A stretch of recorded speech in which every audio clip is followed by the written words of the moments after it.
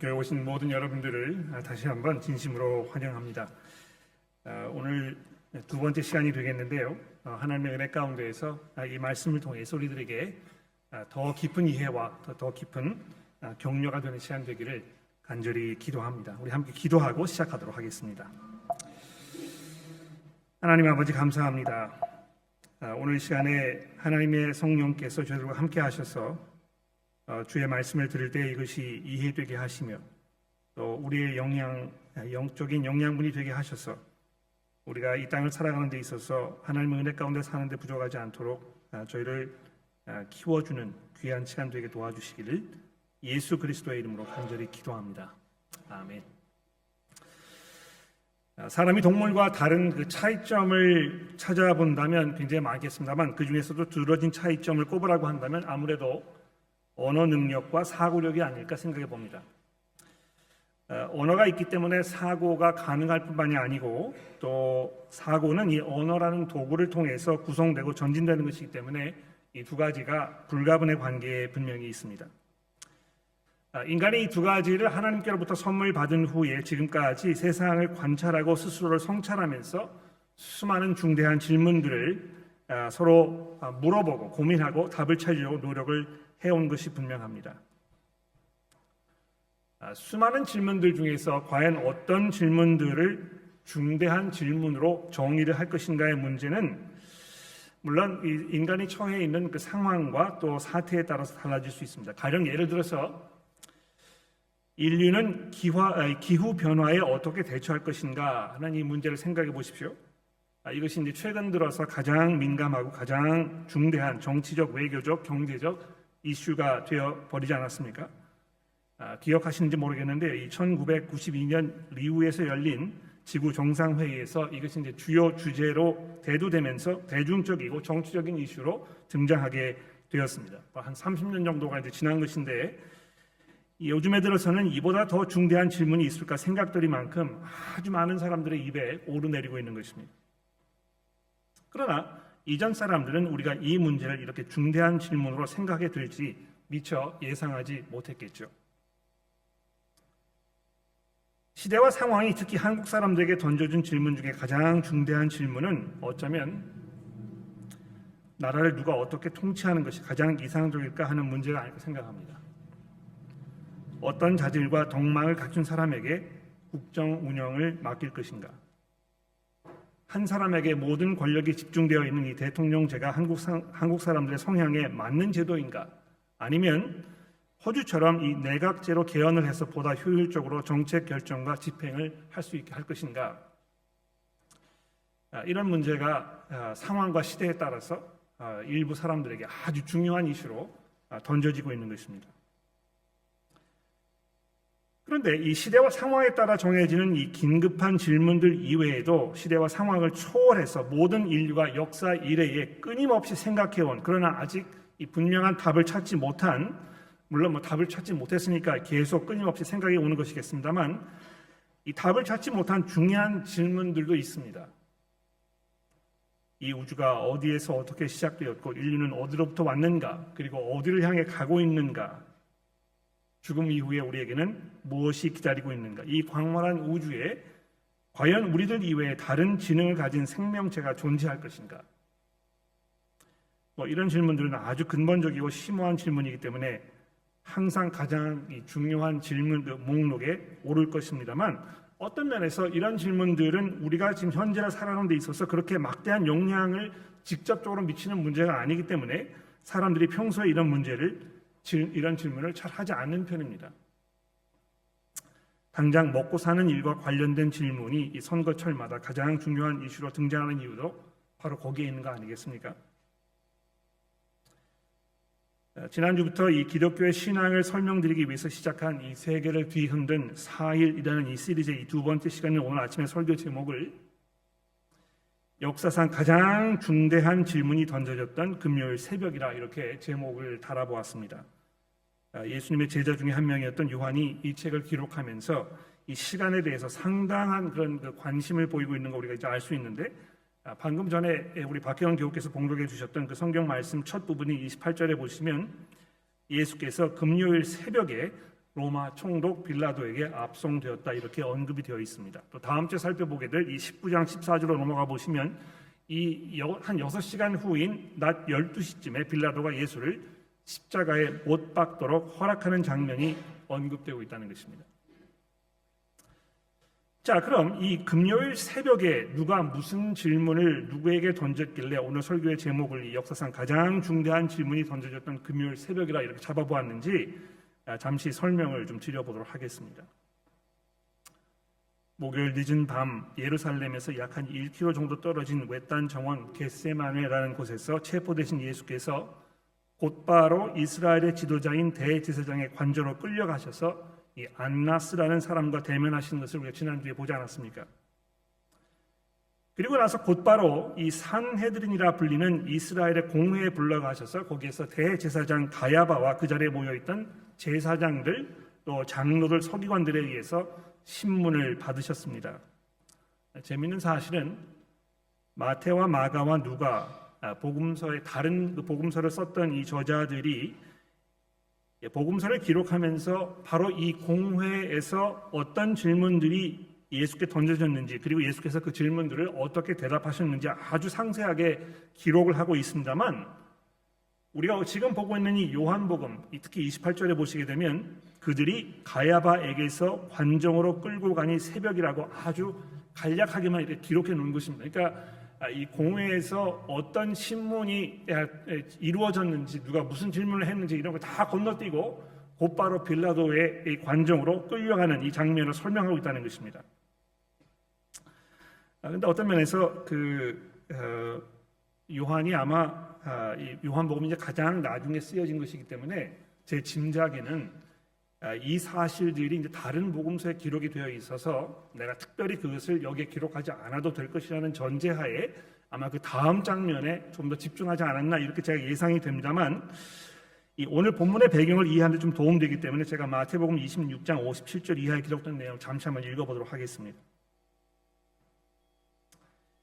예수를 잡은 자들이 그를 끌고 대제사장 가야바에게로 가니 거기서 서기관과 장로들이 모여 있더라. 베드로가 멀찍이 예수를 따라 대제사장의 집들까지 가서 그 결말을 보려고 안에 들어가 하인들과 함께 앉아 있더라. 대제사장들과 온 공회가 예수를 죽이려고 그를 칠 거짓 증거를 찾음에 거짓 증인들이 많이 나왔으나 얻지 못하더니 후에 두 사람이 와서 이르되 이 사람의 말이 내가 하나님의 성전을 헐고 사흘 동안에 지을 수 있다 하더라 하니 대제사장이 일어서서 예수께 묻되 아무 대답도 없느냐? 이 사람들이 너를 치는 증거가 어떠하냐 하되 예수께서 침묵하시거늘 대제사장이 이르되 내가 너로 살아계신 하나님께 맹세하게 하노니 내가 하나님의 아들 그리스도인지 우리에게 말하라. 예수께서 이르시되 내가 말하였느니라. 그러나 내가 너희에게 이르노니 이후에 인자가 권능의 우편에 앉아 있는 것과 하늘 구름을 타고 오는 것을 너희가 보리라 하시니 이에 대제사장이 자기 옷을 찢으며 이르되 그가 신성 모독하는 말을 하였으니 어찌 더 증인을 요구하리요. 보라 너희가 지금 이 신성 모독하는 말을 들었도다. 너희 생각은 어떠하냐? 대답하여 이르되 그는 사형에 해당하니라 하고 이에 예수의 얼굴에 침을 뱉으며 주먹을 치고 어떤 사람들은 손바닥으로 때리며 이르되 그리스도야 우리에게 선지자 노릇을 하라 하더라. 너를 친 자가 누구냐 하더라. 자, 이 기록을 보게 되면 로마 총독 빌라도에게 예수님을 압송하기 이전에 이 공회가 이미 예수님을 사형에 청하기로 작정을 하였는데 그 이유를 보시면 예수께서 자기 자신을 스스로 하나님의 아들 그리스도라 주장하였기 때문이라 이렇게 설명이 되어 있습니다. 여기 이 하나님의 아들 이라는 이 표현은 예수께서 존재적으로 하나님과 같은 본질을 가지신 분임을 말하는 것입니다만 동시에 이 표현 속에는 구약 성경에서 이스라엘의 왕들을 지칭하는 표현이기도 했다는 것입니다. 하나님께서 당신이 사랑하는 자기의 백성들을 돌보시기 위해서 특별히 보내시고 세우신 왕을 하나님의 아들 또는 그리스도 메시아라 이렇게 불렀는데 그래서 예수께서 64절에 보시면 내가 권능자의 우편에 앉아 있는 것과 하늘에서 구름을 타고 오는 것을 너희가 보게 될 것이다. 이렇게 말씀하셨던 것입니다. 자, 방금 전에 말씀드렸듯이 요한은 이 공회에서 예수께서 받은 신문의 내용을 자신의 복음서에는 언급하고 있지 않습니다만 이미 요한복음 앞부분에서 이 복음서가 다른 복음서가 설명한 것과 마찬가지로 유대인들이 예수님을 친성 모독죄로 여러 번 죽이려고 했던 일들을 수차례 이미 언급하고 있습니다. 요한복음 8장의 말씀을 생각해 보십시오. 예수께서 이르시되 진실로 진실로 너희에게 이르노니 아브라함이 나기 전부터 내가 있었느니라 하시니 그들이 돌을 들어 치려 하거늘 예수께서 숨어 성전에서 나가시니라. 또 10장의 말씀을 보십시오. 그들을 내게 주신 아버지는 만물보다 크심에 아무도 아버지의 손에서 빼앗을 수가 없느니라. 나와 아버지는 하나니라 하신데 유대인들이 다시 돌을 들어 치려 하거늘. 이 구절들 보시면 유대인들이 예수님에 대해서 아주 악한 의도를 가지고 있던 것을 말해주고 있습니다. 자신을 하나님과 동등된 존재로 여기고 있을 뿐만이 아니고 스스로를 이 하나님의 권능으로 하나님의 백성들을 다스릴 왕으로 여기고 있다는 점을 근거로 예수는 죽어 마땅하다는 결론을 내려버린 것입니다. 그리고 오늘 본문 말씀이 31절에 그가 그러한 의도가 오늘 본문에 아주 고스란히 담겨 있지 않습니까? 유대인들이 빌라도에게 우리는 사람을 죽이는 권한이 없나이다 이렇게 말한 속에서 자기들이 결정한 그것을 빌라도에게 관철시키기 위하여 최선의 노력을 다하고 있는 사람들의 모습을 볼 수 있는 것입니다. 그래서 이 사람들이 예수를 빌라도 앞으로 끌고 온 이유가 무엇입니까? 빌라도에게서부터 이 사형 허락을 받아내기 위해서 이렇게 했던 것입니다. 그런데 여러분 보십시오. 28절에 보시면 이런 결정을 하고 예수를 끌고 온 이 유대인들에 대해서 요한이 이렇게 설명하고 있지 않습니까? 그들은 더럽힘을 받지 아니하려고 유월절 잔치 음식을 먹고자 하여 관정에 들어가지는 아니하였다. 예수를 살해하려고 살기 등등하게 몰려온 이들이 이 종교적 관례는 어기지 않겠다고 빌라도의 집 안으로 들어가지 않는 모습 속에서 요한이 우리에게 뭘 얘기해주고 있는 것입니까? 이들의 이 위선적인 이 흉악함을, 그 아이러니컬함을 우리에게 보여주고 있는 것입니다.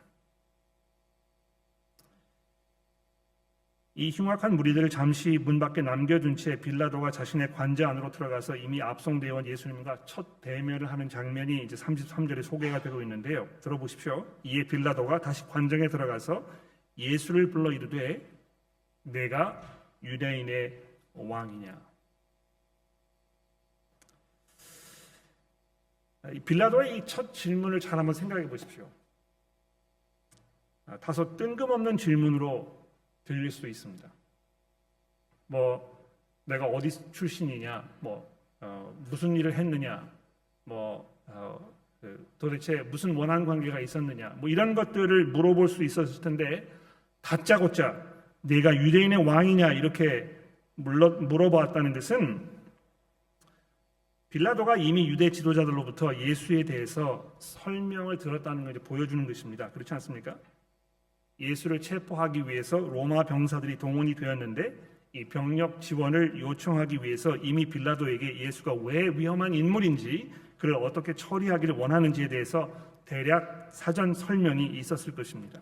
그리고 사형이라는 이 엄중한 판결을 끌어내기 위해서 친성 모독이라는 죄명 대신에 로마 황제에 대한 반역을 계획해 온 사람으로 인식하도록 그를 자칭 유대인의 왕이라는 죄명으로 빌라도에게 이미 알려놓았던 것이 분명합니다.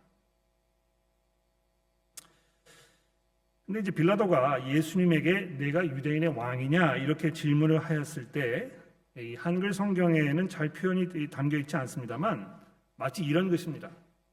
내가 정말 유대인의 왕이란 말이냐? 다소 의외라는 뜻으로 조금 비양거리는 어조로 이렇게 예수께 질문한 것이 이 헬라어 성경에 표현이 되어 있습니다. 초라하게 이 포승줄에 결박을 당한 채 다른 복음서에 보면 이미 매를 충분히 맞으셔서 얼굴과 몸에 상처 투성이에 몰골로 서 있는 모든 사람들에게 버림을 받았기 때문에 홀로 서 있는 이 사람이 빌라도의 눈에 왕으로 보일 리가 만무였겠지요. 그러나 바로 이 순간 빌라도가 던진 이 질문, 내가 유대인의 왕이냐는 이 질문은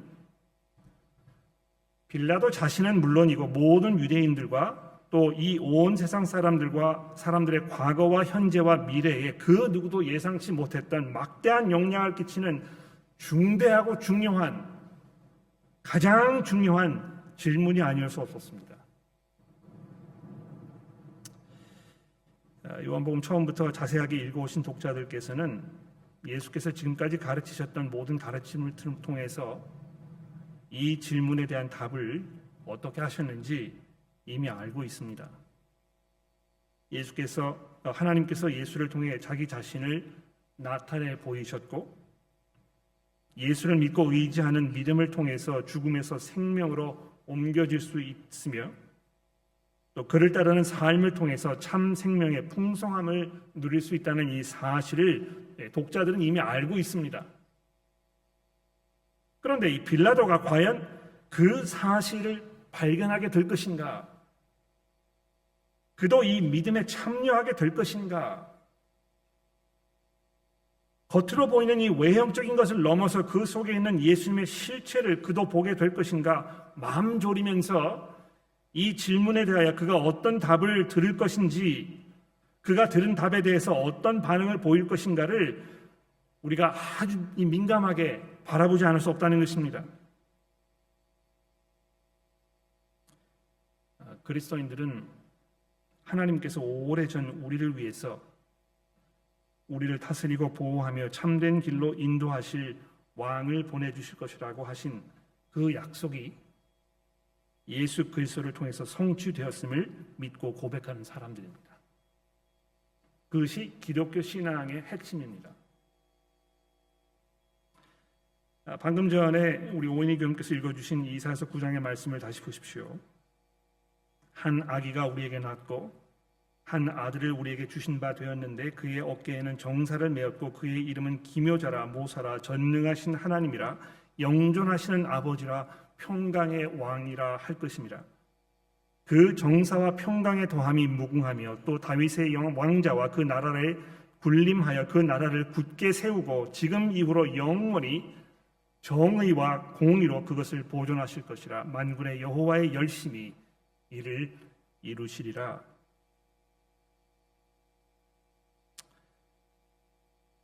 지난 며칠간 이 한국인의 핏줄을 이어받고 이 세상에 태어난 모든 사람들은 한국의 이 통치권을 부여받은 대통령이 어떤 결말을 맞게 될 것인지 숨을 죽이며 헌법재판관의 결정문 낭독을 들었을 것입니다. 어떤 사람들은 환호의 눈물을 흘렸고 어떤 이들은 실망과 분노의 탄식을 쏟아내었습니다. 근데 제 눈에는 그 모든 두 부류의 사람들이 하나같이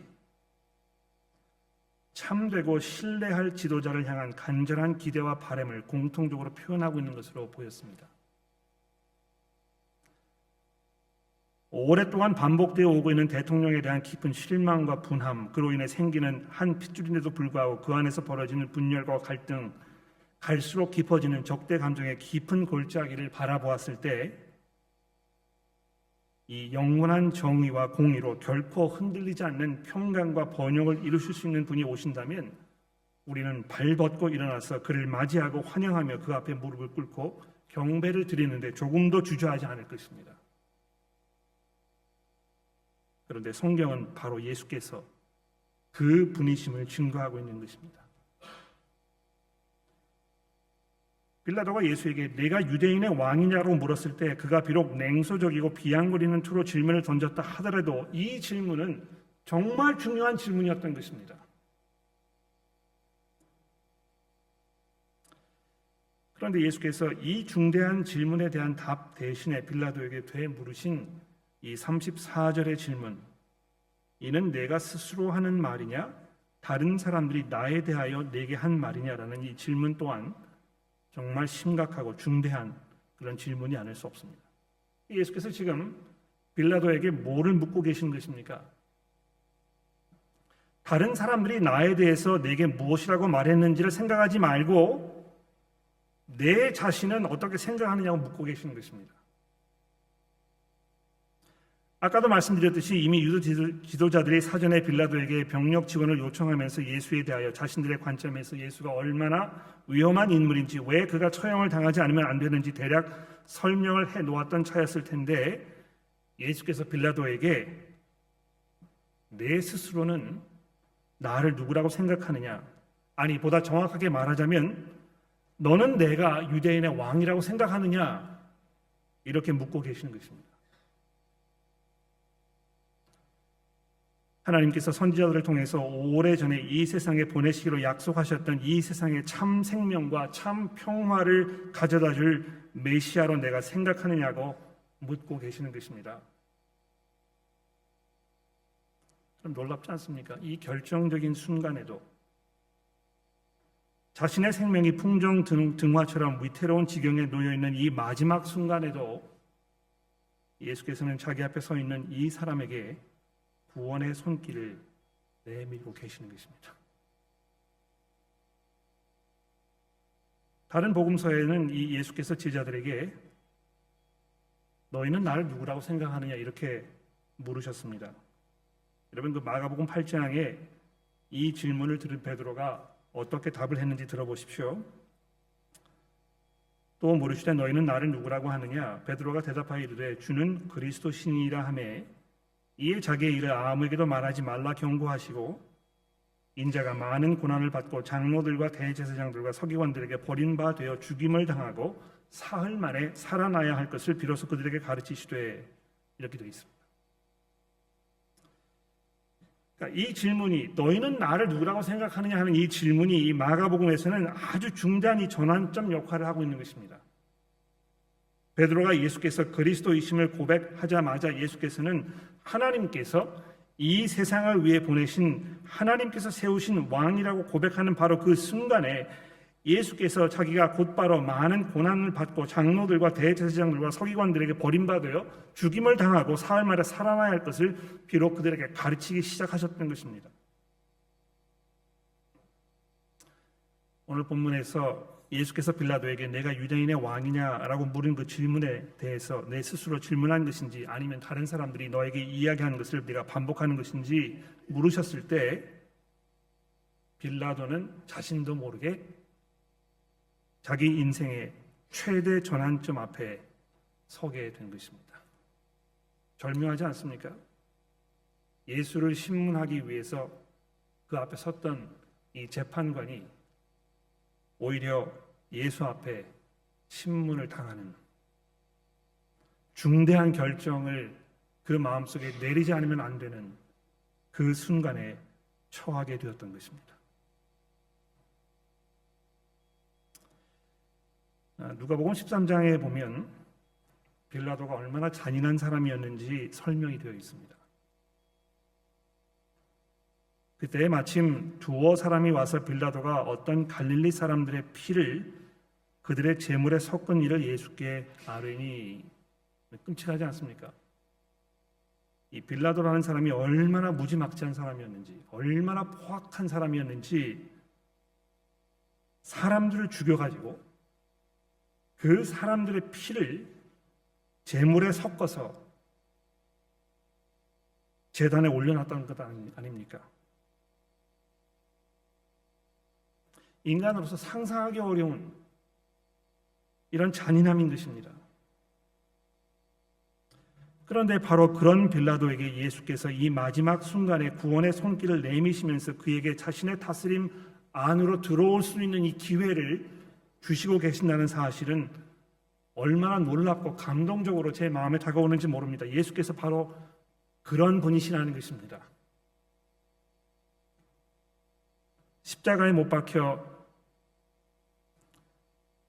숨을 거두시는 그 순간에도 자신의 옆에 함께 못 박혔던 이 극악무도한 범죄자에게 구원의 손길을 내미시면서 내가 오늘 나와 함께 낙원에 있게 될 것이라고 하지 않으셨습니까? 혹시 이 자리에 나와 같이 상처투성이고 망가진 인생도 받아주실까 의심하고 계시는 분이 계십니까? 예수께서는 우리 모든 죄와 우리의 모든 허점과 우리의 모든 상처와 허물을 용서하시고 변화시킬 수 있는 하나님 자신이신 것입니다. 오늘 그분께서 바로 여러분들에게 묻고 계십니다. 내가 나를 하나님께서 이 세상을 위해 세운 왕으로 인정하며 나의 다스림 안에 내 스스로를 의탁하지 않으려느냐? 내가 주는 영생의 축복을 풍성하게 누리는 새로운 삶을 이 순간부터 시작해보지 않겠느냐? 우리를 초대하고 계신다는 것입니다. 여러분, 이것이 참으로 중대한 질문이 아닐 수 없는데요. 여기에 대해서 빌라도가 어떻게 답을 했습니까? 35절에 보십시오. 내가 유대인이냐? 이 뭘 말하는 것입니까? 너는 유대인의 왕이라고 하면서 왜 나에게 이런 질문을 하는 것이냐? 이것이 나와 무슨 상관이냐? 나는 유대인이 아니기 때문에 내가 유대인의 왕이든지 아니든지 나와는 아무런 관계가 없는 것이다. 오히려 내 나라 사람들과 대제사장들이 너를 내게 넘겼으니 도대체 내가 저지른 일이 무엇이냐? 이것이 빌라도의 결정적인 실수였던 것입니다. 이 짧은 순간에, 이 짧은 결정의 순간에 그 앞에 놓여있던 이 역사적인 이 갈림길에서 그가 어떤 선택을 할 것인가 우리가 마음 졸이면서 이 본문 말씀을 살펴보았습니다만 어처구니 없게도 내가 유대인이냐? 이것이 나와 무슨 상관이냐? 이렇게 대꾸하는 빌라도의 이 음성 속에 많은 사람들의 선택이 그대로 투영되어 있는 것 같습니다.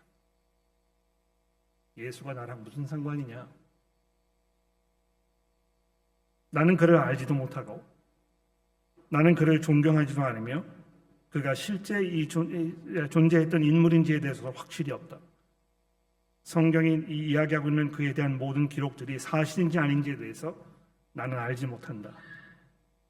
알고 싶지 아니하고 나는 그저 내 삶을 지금까지 내가 살아온 방식대로 내가 내 삶의 주인으로 내 삶의 왕으로 나는 나를 섬기며 나를 위해 살아갈 것이다.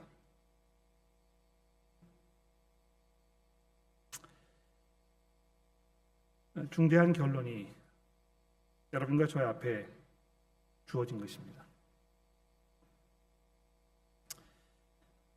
예수께서 자기 자신을 말씀하실 때에 자기가 유대인의 왕이라는 사실에 대하여 부인하지 아니하시고 오히려 적극적으로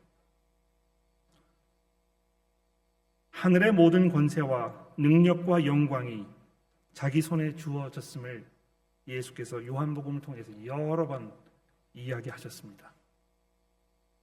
이제 곧 인자가 들림을 받아 영광을 얻을 때가 되었도다. 이미 그리스도께서 십자가 위에 달려 돌아가심으로 자기의 목숨을 우리를 위해서 내어주심으로 인해서 그분을 통해 이루시려던 하나님의 이 놀라운 구원의 계획이 완성되고 성취되었던 것을 우리가 믿음으로 고백하며 그것을 압니다. 그리고 그분에게 우리의 삶을 넘겨드리기로 결정하고 그분 앞에 무릎을 꿇으며 그분을 우리 삶의 주인으로 우리 삶의 왕으로 인정하는 그 순간 우리는 지금까지 경험해보지 못했던 천지개벽의 순간이 우리에게 일어나는 것입니다. 이 자리에 앉아 계시는 우리 교회 모든 성도 여러분들이 이것을 우렁찬 목소리로 담대하게 기쁨으로 감사함으로 감격으로 고백하는데 주저하지 않으실 것입니다. 어떻게 보면 미친 사람들처럼 보일 것입니다. 어떻게 사람들이 세뇌 교육을 받았으면 이런 말도 되지 않는 일을 믿음이라고 고백하면서 나더러 이것을 믿으라고 하는 것인가? 그렇습니다.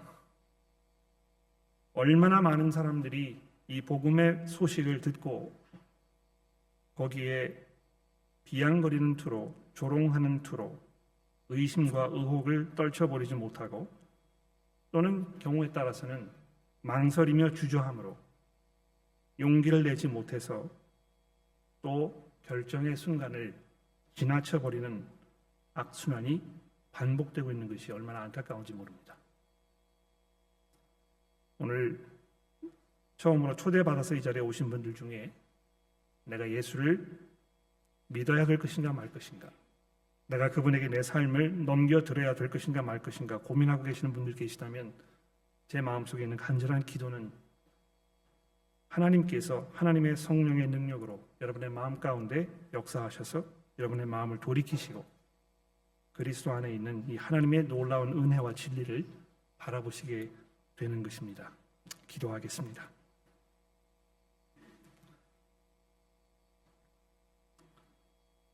이 땅에 영원하신 왕으로 오신 예수께서 우리에게 놀라운 미래를 약속하시고 하나님의 참 생명의 삶을 이제 살아갈 수 있도록 길을 열어주셨으니 하나님을 찬송하며 찬양합니다. 우리의 주님이신 예수께서 아낌없이 자기의 몸을 내어주셔서 그를 통해 용서받으며 또 회복되며 하나님 안에 새로운 사람으로 거듭나게 하시니 감사합니다. 비록 빌라도는 자신 앞에 놓여졌던 이 결정의 순간을 주저하면서 바른 선택을 내리지 못했지만, 혹시 오늘 이 자리에 이 선택을 놓고 고민하는 분들 중에 망설이고 계시는 분들 계시다면 하나님이여 그분들을 도와보시고 은혜를 베풀어 주셔서 하나님 기뻐하시는 좋은 선택을 할 수 있도록 주여 인도하여 주옵소서. 예수 그리스도의 이름으로 간절히 기도합니다.